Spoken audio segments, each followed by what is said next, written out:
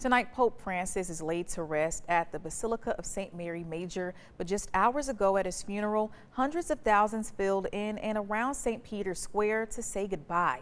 Heads of states from around the world attended, including President Donald Trump and former President Joe Biden. NBC's Alice Barr has more from Rome. Along the streets of Rome, where the ancient and the modern mix, an outpouring of love for the Pope who led the church through the modern world.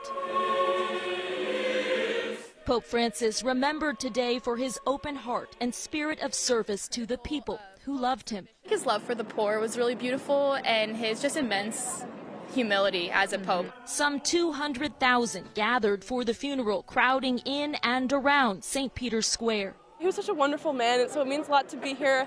Along with world leaders, including President Trump and Ukrainian President Zelenskyy, who sat together in this holy place for brief talks about Russia's war on Ukraine that Pope Francis so devoutly wished would end.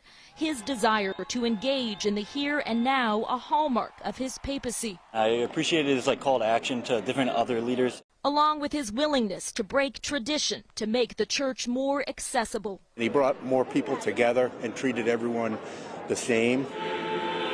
That maverick streak on display today as roughly 300,000 watched the procession to his final resting place outside the Vatican walls for the first time in more than a century. At the Pope's beloved Basilica of St. Mary Major, a group of Rome's poor and disenfranchised, offering a final send-off to the leader who sought to elevate their care, as he is now lifted up in prayer by the faithful, here for Pope Francis, as he always was for them. At the Vatican, Alice Barr, NBC News. Now tomorrow, the Cardinals will be visiting Pope Francis's tomb to pray over the marker. They will now begin preparations for their upcoming conclave.